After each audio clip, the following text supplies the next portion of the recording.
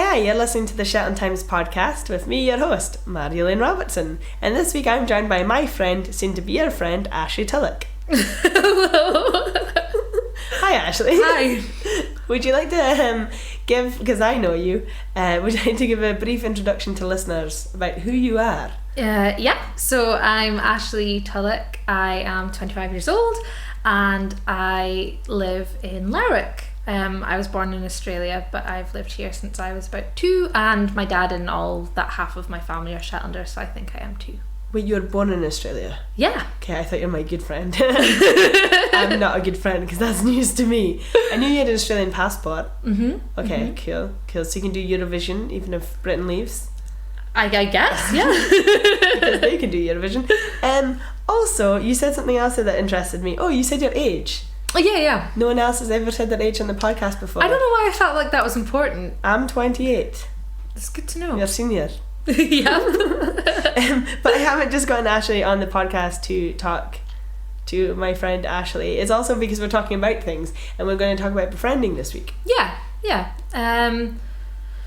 I volunteer as a befriender, and I think that it's a good thing to talk about this time of year when things are starting to wind down before the big hype up at Christmas, and the weather's pretty rubbish, and I think everyone in general just feels a little bit worse. And I think it's important to remember that there are some people out there that maybe need a little bit more support than others, like reaching out to your neighbours, reaching out to people who maybe don't really see that many other people very often. Yeah. And even if you...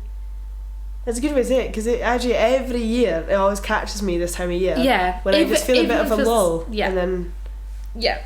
Everyone feels the same. It's always like all the small talk that you get, like when you go into shops, like obviously everyone talks about the weather. It's like, oh yes, that time of year when everyone's... And it is, like everyone just feels a bit down and a bit rubbish. It's been such a cold snap. It really has. It really has. Talking about the weather. But, and also I suppose as well with things like... It's like the...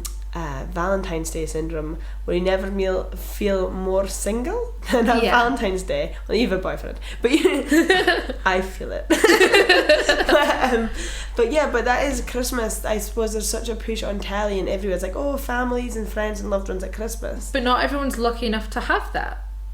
Or some people might have a really loving and supportive family, but just maybe doesn't really have the means to be able to get out and afford to do very much. Or some people just live by themselves, or some people maybe just don't have the social skills and they'd like to get out and about and do things. And I think that's why I feel really glad to talk to you about befriending at this time of year. Yes. Oh my gosh, sorry, you just said something and I cannot tell the story. What was that? One story that always breaks my heart is when my dad was a student in Edinburgh.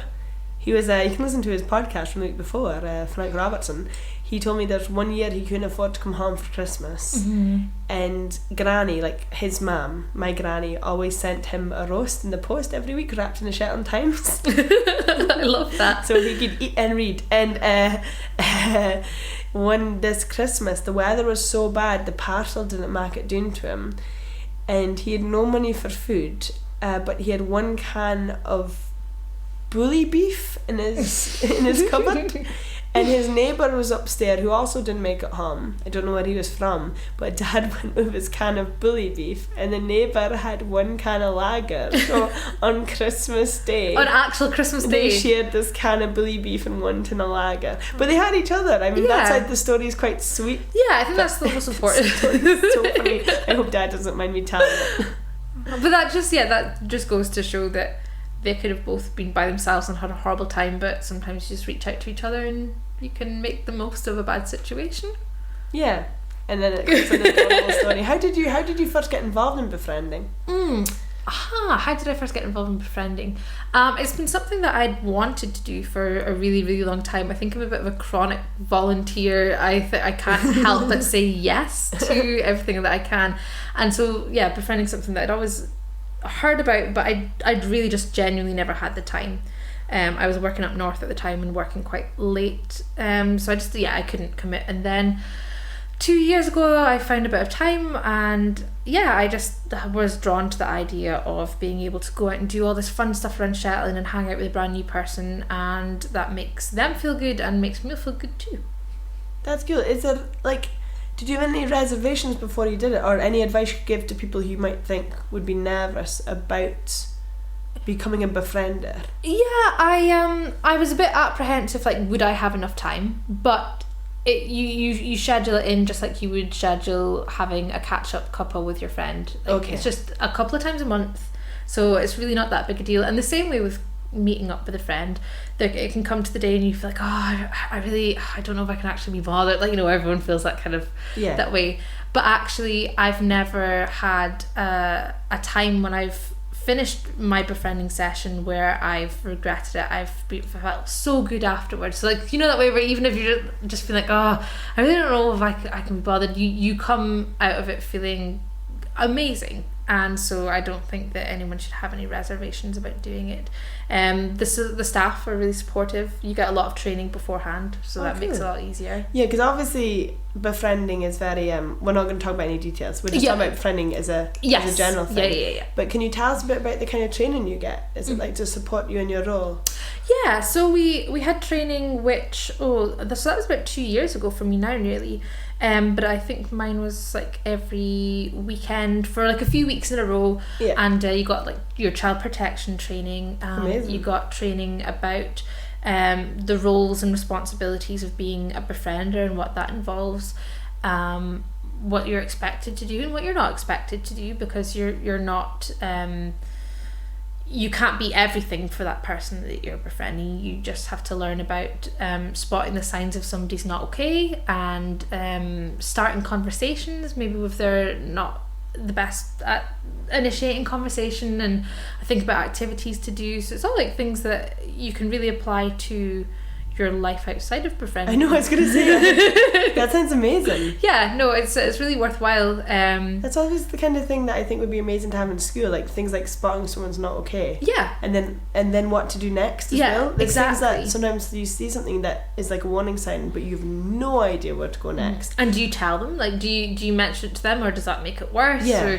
Because everyone's different, but the training definitely helps you prepare for so many eventualities, and you also have to prepare for things that you're likely never ever going to actually have to face, but it's like worst case scenarios. If this happens, this is what you should do. So the staff and volunteers are so good at making you feel like you could take on anything, and it also makes you feel like something terrible is going to happen, when in actual fact you just have a lovely time. Yeah. And I suppose you go out with the confidence of knowing if something was to happen, then I could deal with it. And yeah.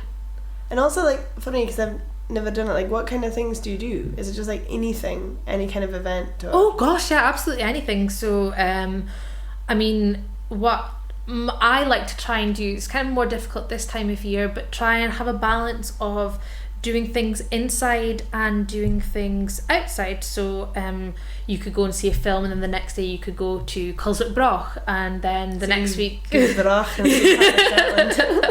West Side is the best. Yeah.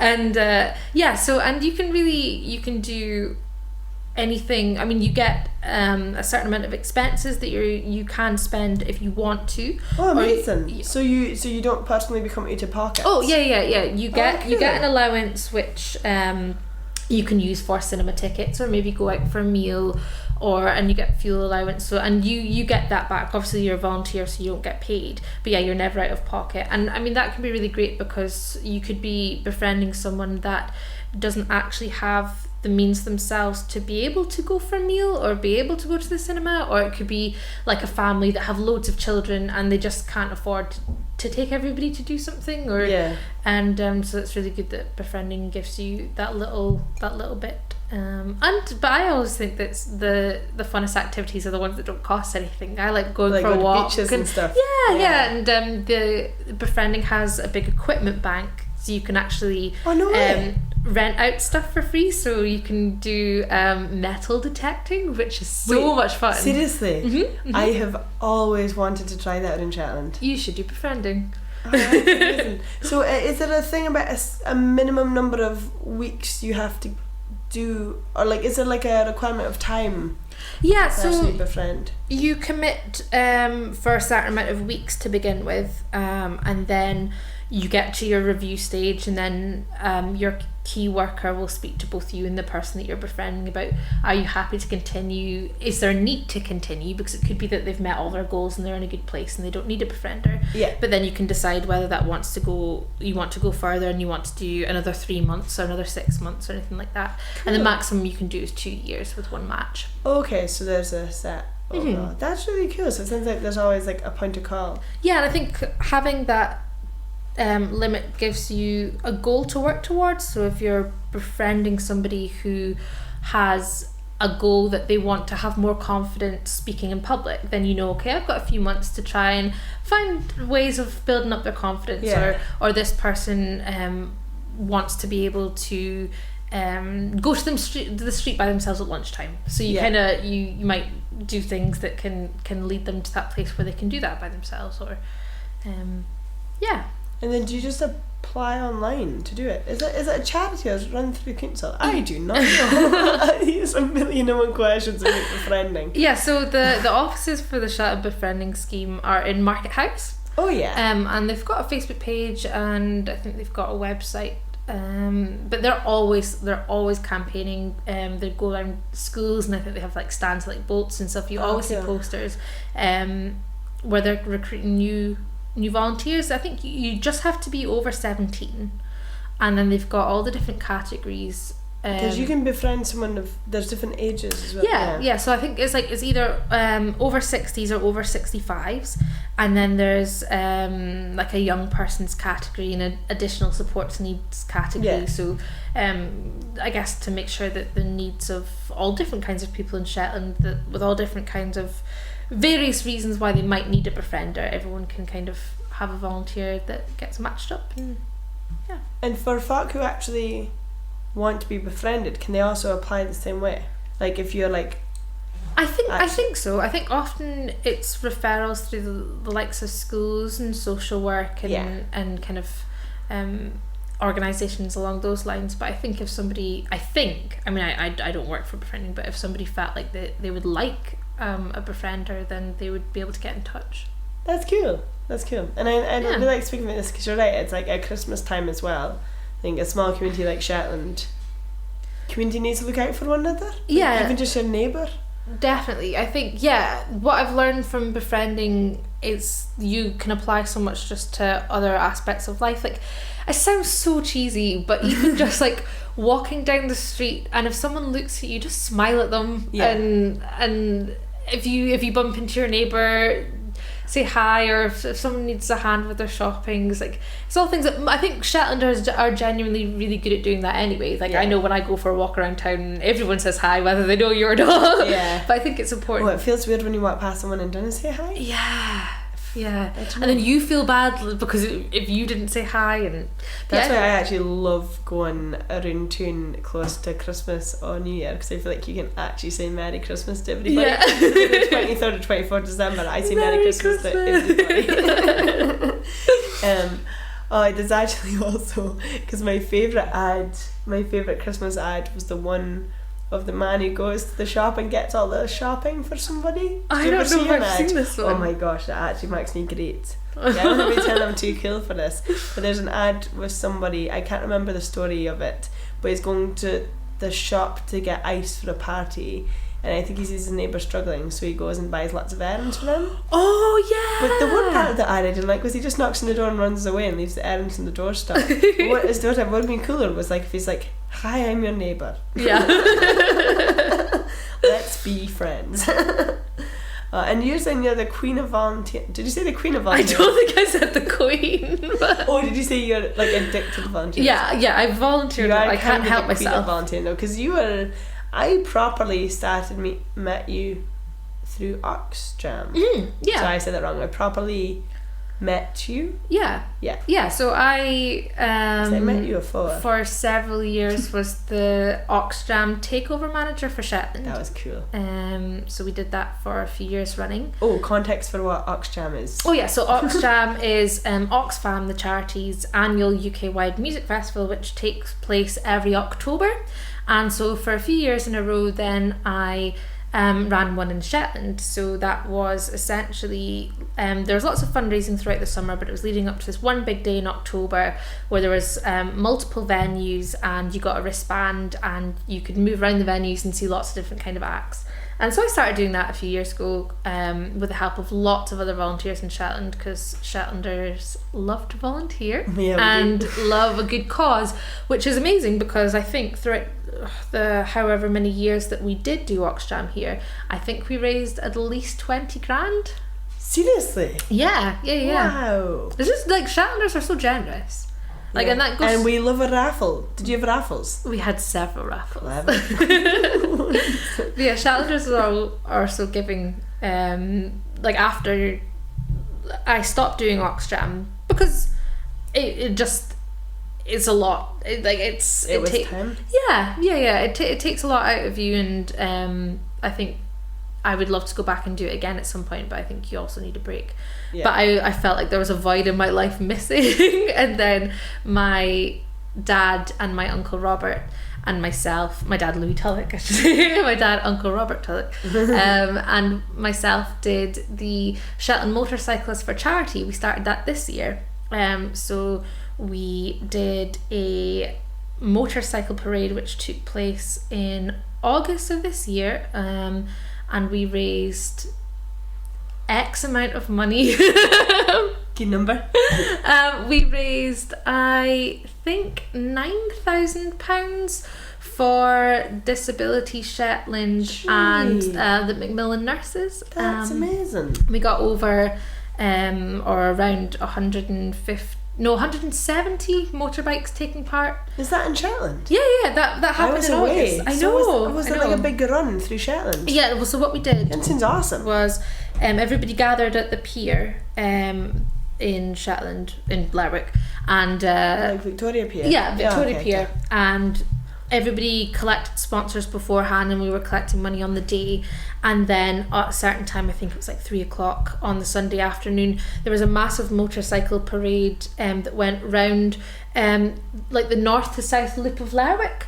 And we had Steve Henry that does the motorcycle training. He stewarded it, and we had a flyby from Oscar Charlie. And it's like the motorbike of the sky. Yeah, so I think I don't want to say for sure, but I think that was the largest group of motorcycles, like, for a single run that there's ever been. And yeah, we smashed our targets. Wait, like, we raised so much money in Shetland? Yeah. Okay. Not in the world. Next year. That sounds awesome. I wish I'd seen that. That'd be really cool. So yeah, anyone that were you on the back of a bike? I was. Were you on the back of your dad's bike? I did go on the back of my dad's, yeah. It was cool. really special. It was cool. We did a bike run in New Zealand, which was cool. I only told my mum I'd been on the back of a bike through New Zealand after I did it.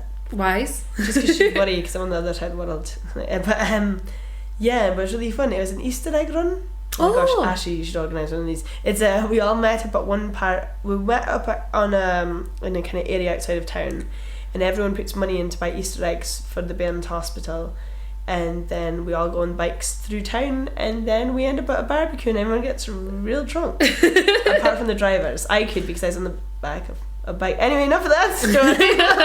Let's hear that again. That's what everyone kept saying about this year, is that they just wished it wasn't on a Saturday, so everyone could have had a few drinks after, a bit of a celebration. Oh yeah. So. Well, it's on a Sunday. Mm-hmm. Yeah.